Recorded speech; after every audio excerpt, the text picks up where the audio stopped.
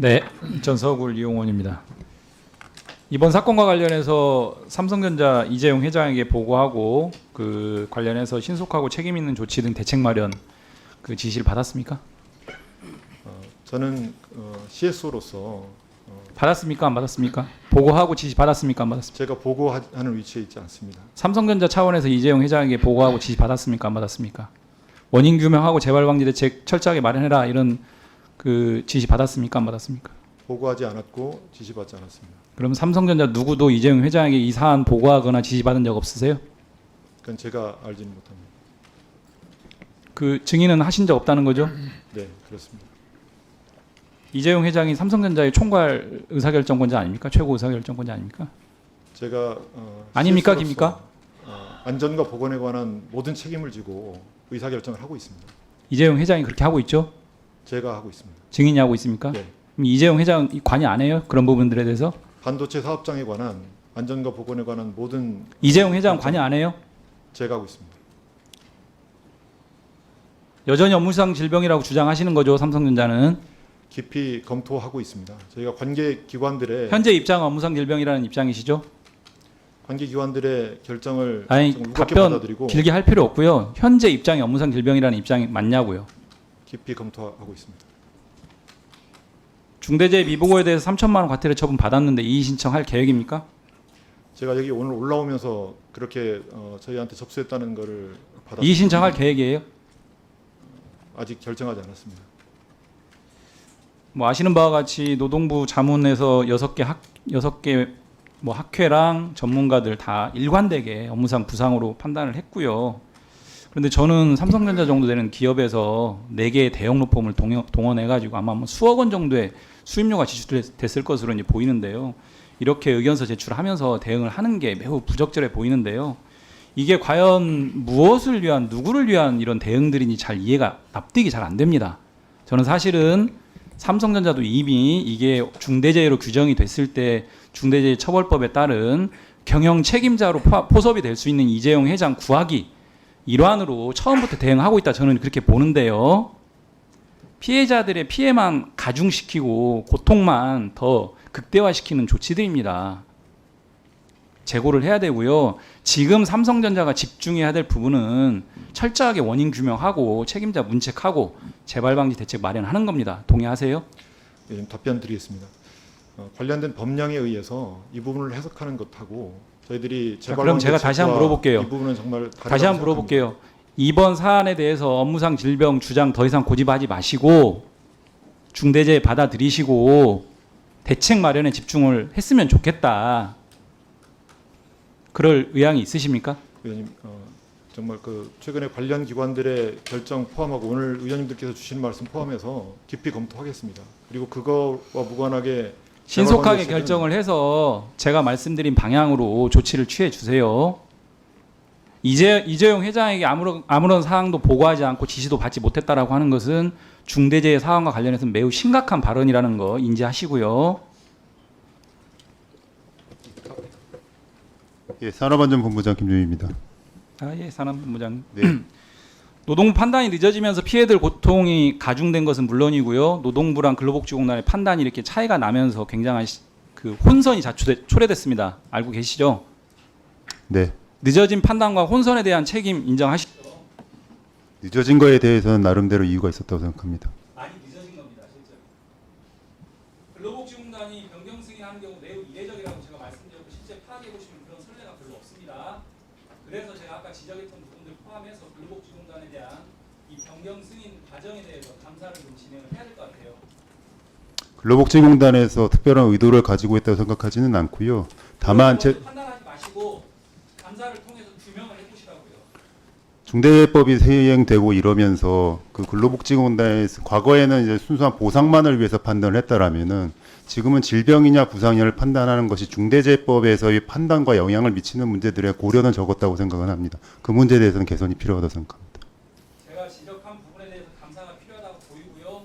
검토해서 그럼 의원실을 보고해 주세요. 상황은 다시 한번 살펴보겠습니다. 검토해서 보고해 주세요. 네, 그렇게 하겠습니다. 의원님 네, 이용호님 수고하셨습니다. 네, 전 서구의 이용호입니다. 장애인 고용공단 이사장님 잘 안 보여가지고 저쪽으로 한번 와주실래요? 제가 체어라서 아, 네네. 예, 그럼 그 자리에 해주세요. 예, 오늘 장애인 의무고용 관련해서 이제 몇 가지 그 말씀들이 있었는데요. 정부 부문 의무고용률이 굉장히 좀 저조하다라는 거 이사장님도 알고 계시고요. 네. 법상 기준인 3.8%에 미달하고 실제로 오히려 감소 추세가 뚜렷합니다. 알고 계시죠? 네, 네. 23년 2.86%, 1% 차이나 격차가 있고요. 민간 기업의 고용률도 저조한데 고용부담금 납부 부동의 1위가 어딘지 아세요? 삼성전자입니다. 네. 매년 알고 200억에서 있습니다. 250억 정도의 부담금을 납부하면서 고용률이 실제로 저조한 기업들 대부분이 대기업입니다. 그것도 네. 알고 계시죠? 그래서 네. 정부 부문 대기업 이런 의무고용 혜택하는 부분들에 대해서는 비판받아 마땅하다 이렇게 말씀드리고 싶습니다. 네. 동의하시죠? 네, 네. 그런데 사정이 이런데 그러면 장애인 고용률 제고 방안을 모색해도 시원찮을 정부가 오히려 고용률 제고 방안 대신 부담금으로 가름하거나 또는 심지어 부담 감면을 확대하는 방향에 역행하는 정책 기조를 구사하고 있다. 이렇게 말씀드리고 싶은데요. 장애인 연계고용제도 관련해서 설명을 해보겠습니다.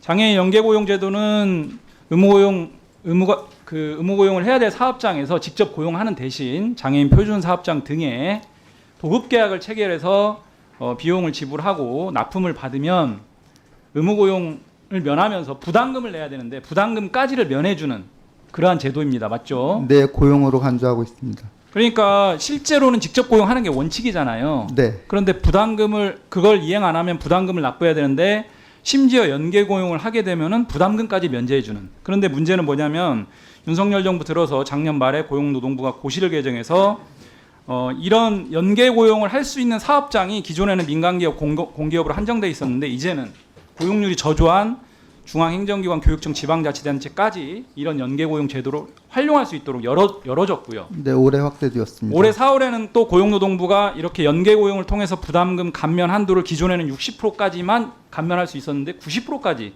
그러니까 사실상 연계고용을 통해서 이 도급계약을 통해서 비용만 지출하면 의무고용 안 해도 되는 이런 상황까지 만들어 놓은 거예요. 어떻게 생각하십니까? 이거 잘못된 네. 거 아니에요?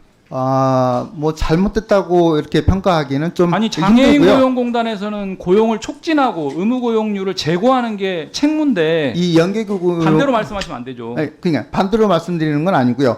연계고용을 통한 이제 장애인 고용 효과가 제가 그럼 전혀 제가 좀 없다고 질문하고 말씀드릴 수는 마지막으로 없고요. 답변해 주세요. 네, 예. 제가 연계고용 제도가 어떤 문제가 더 있냐면은요. 네. 직접 고용을 회피하는 수단으로 기능하고요. 연계고용 대상 사업장이 특정 업체에 집중돼 있습니다. 그리고 뭐 세탁소, 인쇄업, 뭐 이런 식품 이런 식에 집중돼 있고 장애인과 비장애인의 일자리가 이렇게 분리돼요. 함께 장애인 고용해서 같이 공동의 직장 생활을 통해서 이런 어떤 가치를 같이 공유하는 이런 것들도 매우 중요한 의무고용의 의미인데 일자리가 분리되는 부분이 있고요. 정부 부문의 의무고용 책임성이 약화됩니다. 저는 그래서 장애인 의무고용 제도의 가장 중요한 가치, 공단이 지향해야 될 가치는 고용률을 어떻게 제고할 것인가 여기에 방점이 찍어야지 직접 고용을 회피하는 이런 방식의 제도들은 맞지 않다. 그래서 저는 반대로 오히려 고용 부담금을 오히려 좀 더 상향하거나 연계 고용 제도를 축소 내지 폐지하는 방향으로 정책을 구사하는 게 맞다. 적어도 장애인 고용공단은 그런 입장을 견지해야 된다. 이렇게 생각을 합니다. 네, 의원님 생각하세요? 말씀 공감합니다. 그럼에도 불구하고 저희가 가장 이상적인 것은 의원님 말씀하신 대로 직접 고용하고 또 장애인 비장애인이 통합돼서 일하는 통합고용을 지향을 해야 되겠습니다만 현실적으로 그러지 못한 중증 장애인들이나 그럼 또 보호고용이 필요한 장애인들이 있기 때문에 그 장애인들이 일하는 표준사업장 또 직업재활 시설들이 있거든요. 그 직업재활 시설들이라든가 표준사업장의 가장 큰 애로사항이 사실 판로 확보입니다. 장애인들이 아무리 생산품을 만들어도 판로가 제대로 확보되지 않아서 그 사업장의 운영이 어렵고 장애인들이 아까 지적하신 바와 같이 최저임금 도 적용받아가면서 40만 원밖에 불과한 이제 그 임금을 받고 있는 것이 현실인데, 그래서 우리가 이제 그런 부분들, 장애인을 집중적으로 중증 장애인을 집중적으로 고용하고 있는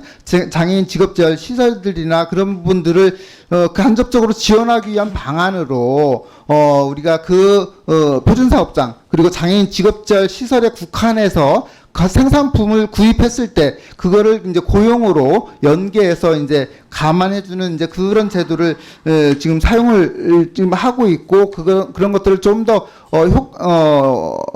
늘려줬으면 좋겠다라는 현장의 어떤 의견들을 받아가지고, 그래서 연계 고용이 뭐 물론 직접 고용의 어떤 효과보다는 조금 미미하다고 보실 수 있겠지만은, 이렇게 사업장들의 경영 안정이라든가 또 장애인들의 고용 유지, 임금 보전에 많은 효과가 있다고 판단이 되거든요. 그래서 의원님 지적해 주신 바와 같이 우리 공단이 이제 아까 말씀드린 대로 직접 고용이라든가 통합 고용을 네. 연구 결과로는 실효성이 없다라고 나왔으니까 기본적인 원칙은 의무 고용 확대가 맞잖아요. 거기에 대한 대책을 마련하는 데 좀 집중을 해주시고요. 노동부 정책실장님, 연계 고용을 확대하는 방향의 고용노동부 고시가 2차례 개정된 거 알고 계시죠? 그 이 의원님 얘기가 길어질 것 같으면 다음 추가 시간을 활용하세요. 예, 알고 고시에 좀 있습니다. 사항이 있는데요. 제가 지적한 바가 좀 문제점이 있습니다. 이 부분에 대해서 재개정 검토해서 의원실 좀 보고를 해주세요. 앞서 말씀드린 것처럼 저희가 연계 고용에 관련돼서 실적들을 평가해 보면 연계 고용된 업체에서 장애인 고용이 늘어나는 측면도 있습니다. 그래서 연계 고용 제도가 가지고 있는 장단점 등은 균형있게 좀 봐야 된다는 측면이 있고요. 저희가 금년부터 감면 비율 같은 경우를 좀 올렸습니다. 의원님 말씀하신 것도 좀 올렸는데요. 그 부분에 대한 것들은 저희가 지속적으로 성과 평가 등등을 해서 이 감면율 상향이나 연계 고용 제도가 실질적으로 장애인 고용에 어떻게 기여하고 있는지에 대해서는 지속적으로 팔로우하도록 그렇게 하겠습니다. 네, 이 의원님 수고하셨습니다. 다음 김희상 의원님 질의하십시오. 네, 전서구의 이용호입니다. 사람인력공단 이사장님. 네. 공단이 시행하는 여러 전문 자격사 시험이 있는데 네. 가장 응시 인원이 많은 것은 13만 명이 넘는 공인중개사 시험이고 네. 두 번째가 어딘지 아세요? 두 번째요. 사회복지사 사회복지사가 시험입니다. 한 3만 명 정도. 3만 명 좀 넘는데요. 네네. 지금 이 연간 3만 명이 넘는 사회복지사 응시생들이 1년에 한 번 진행이 되고요. 네. 시험이. 그런데 이 시험 장소가 지역별로 좀 편중돼 있다, 이런 문제 제기들 굉장히 많이 하시고 불편을 예. 호소합니다. 잘 알고 있습니다. 네, 실제로 보면은 서울, 경기는 27곳의 시험 장소가 있는데 충남, 충북, 경북, 전남, 세종은 한 곳도 없고. 네. 근데 사실 시험 장소 마련하는 게 큰 뭐 예산이 투여되거나 이런 것 같지는 않고요. 실제로 이 사회복지사 시험 같은 경우에는 응시료로 그런 시험 진행하는 어떤 비용들을 어느 정도 감당이 가능하다라고 저희가 이제 보고 받았거든요. 네. 그래서 이런 부분들은 좀 시정돼야 된다고 보는데요. 네. 이거 조치하실 계획 있으시죠? 네. 지금 안 그래도 그래서 저희들이 사회복지사 시험장을 이관받았을 때가 2008년인데 그때 7개 지역에서 하고 있거든요. 근데 지금까지 꾸준히 증가해서 13개까지 왔는데 내년에는 경북, 충북 지역에 추가로 개설할 예정이고요. 2026년에는 충남, 세종 지역 점차 늘려갈 계획으로 있습니다. 지금 몇 개 안 되니까 일률적으로 그렇게 좀 네. 확보해서 적극 검토하겠습니다. 다 이 응시생분들 네. 이런 문제 없도록 좀 조치해 주세요. 네. 계획 확정되면 바로 보고해 주시고요, 의원실로. 네, 알겠습니다. 네.